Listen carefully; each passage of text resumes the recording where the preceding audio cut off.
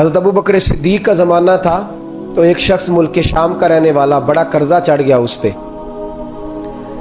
تو وہ حضرت ابو بکر صدیق کے پاس آیا، کہنے لگا آپ امیر بھی ہیں اور امیر بھی ہیں، دونوں باتیں، ایک امیر یہ ہے کہ مسلمانوں کے سربراہ ہیں، اور دوسرا اللہ نے آپ کو مال و دولت بھی عطا فرمایا ہے، تو میرے اوپر قرضہ چڑھ گیا ہے تو مہربانی فرمائیں۔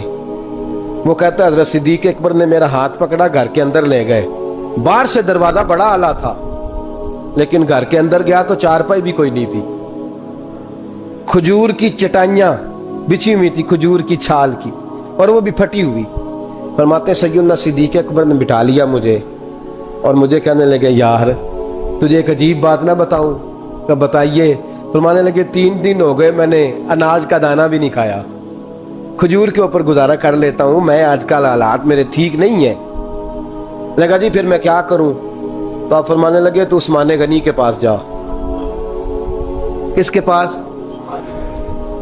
شخص کہنے لگا جی مجھے تو بہت سارے پیسے چاہیے۔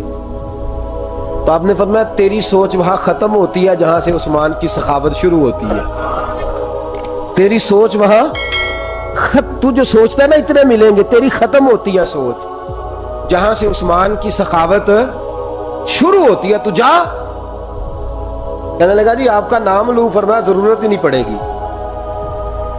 جی میں ذکر کروں گا کہ مجھے امیر المومنین نے بھیجا ہے۔ فرمایا ضرورت ہے، صرف اتنا تو جا کے بتانا کہ میں مقروض ہوں اور رسول اللہ کا نوکر ہوں صلی اللہ علیہ، اتنا بتانا کہ مسلمان ہوں، مصطفیٰ کا غلام، بس، اور کسی اضافے کی ضرورت۔ کہا جی وہ دلیل مانگیں گے؟ فرمایا عثمان خیرات کرتے تفتیشیں نہیں کرتا، عثمان اللہ کی راہ میں دیتے ہوئے تفتیشیں 10 روپے دینا اور 100 بات سنانا فقیر کو، تک تو نہیں نا، 10 روپے اور 100 قسم کے تانے نہ دے تو میاں چشم پوشی کر جا، تجھے کس نے اجازت دیا ٹٹولنے کی، پھولنے کی اور کرودنے کی؟ یہ حال اگر تیرے ساتھ کیا جائے، رب اگر تجھے ٹٹول کے دے تو تیرا کیا بنے؟ رب کریم اگر تجھے ٹٹول کے دے کہ پہلے بتا نمازیں کتنی پڑھی ہیں، سویرے اٹھتا ہے کہ نہیں، تو تیرا کیا حال ہوگا؟ تو ٹٹولتا پھرتا ہے 10 روپے دینے کے لیے۔ حضرت عثمان غنی کی عادت نہیں، وہ شخص کہتا ہے میں چلا گیا، پوچھتا پچھاتا دروازے پہ پہنچا، دروازے پہ دستک دی تو حضرت عثمان غنی کے اندر سے بولنے کی آواز ہے، اپنے بچوں کو ڈانٹ رہے ہیں، کہتے ہیں او یار تم لوگ شہد کے اندر، دودھ کے اندر شہد ملا کے پیتے ہو، خرچہ تھوڑا کم کرو، اتنا خرچہ تم نے بڑھا دیا ہے، تم دودھ کے اندر دودھ بھی میٹھا شہد بھی میٹھا، ایک چیز کھا لو، کو بیمار ہو 2 چیزیں استعمال کرتے ہو۔ کہتے ہیں میں نے کہا ابو بکر تو بڑی باتیں بتا رہے تھے، اور اس قسم کے کئی واقعات حضرت عثمان غنی کے ساتھ ہوئے، وہ تو بڑی باتیں بتا رہے تھے، اور یہ آدمی دودھ شہد سے لڑائی کر رہا ہے اور مجھے کئی 1000 درہم چاہیے، دینار چاہیے، مجھے دے گا؟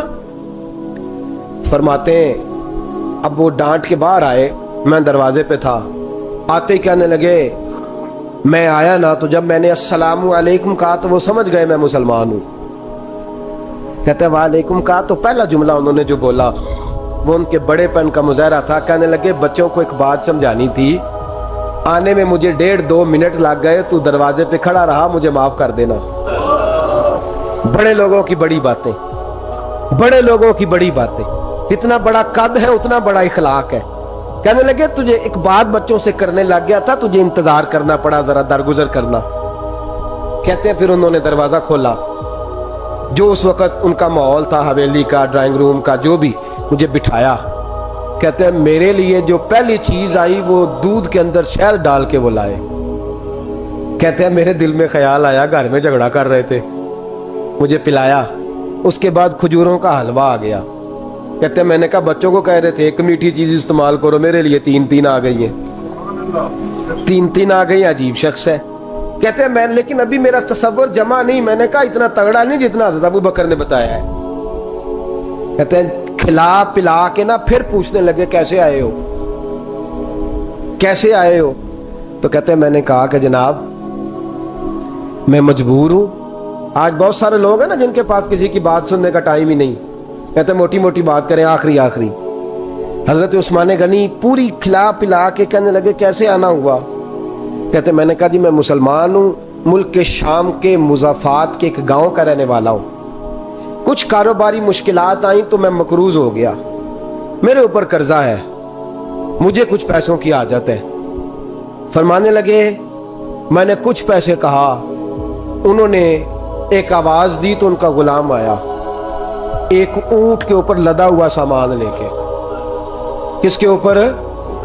اونٹ کے اوپر۔ کہتا ہے مجھے 3000 اشرفیوں کی ضرورت تھی، میں نے بتایا نہیں 3000 چاہیے۔ اونٹ آیا تو حضرت عثمان غنی کہنے لگے اس اونٹ پر تیرے لیے، تیرے گھر والوں کے لیے میں نے کپڑے بھی رکھوا دیے، کھانا بھی رکھوا دیا اور 6000 اشرفیاں بھی رکھوا دیے، تو پیدل آیا ہے تو اب اونٹ لے کے جا۔ کہتے میں نے کہا حضور اونٹ واپس کون کرنے آئے گا؟ کہنے لگے واپس کرنے کے لیے دیا ہی نہیں تو تحفہ ہے، تو لے جا۔ کہتے میں کہاں سے چلا تھا ڈھونڈتا اور مدینے میں آیا، اور جب مدینے میں آیا تو پھر اللہ نے جھولی بھر کے عطا فرمایا۔ کہتے میری آنکھوں میں آنسو آ گئے، اور میں نے کہا حضور آپ نے تو میری ضرورت سے کہیں بڑھ کے نواز دیا ہے، مجھے معاف کیجئے گا، میں سوچ رہا تھا کہ دودھ شہد پہ گھر میں لڑائی ہو رہی ہے۔ آپ فرمانے لگے رب نے جو مجھے پیسے دیے ہیں اس لیے نہیں دیے کہ میری اولادیں موج مستی کرتی پھرے، میرے مالک نے مجھے نوازا ہے تاکہ میں محمد عربی کی امت کی نوکری کروں صلی اللہ علیہ۔ یہ سخاوت کا حال۔ فرماتے میں نے نہیں بتایا کہ مجھے سیدنا صدیق اکبر نے بھیجا ہے۔ فرماتے میں دروازے تک گیا تو میں نے کہا شکریہ، جزاک اللہ، آپ کی مہربانی۔ تو مسکرا کے فرمانے لگے میرا شکریہ ادا نہ کر، ابو بکر صدیق کا کر، میرا نہ شکریہ ادا کر، شکریہ ابو بکر صدیق کا جس نے تجھے یہ رستہ دکھایا ہے۔ فرماتے میں نے کہا حضور آپ فرمایا جاؤ جاؤ جاؤ تمہارا کام ہو گیا نا، تفصیلات میں نہ جاؤ۔ یہ شان سخاوت سیدنا عثمان غنی رضی اللہ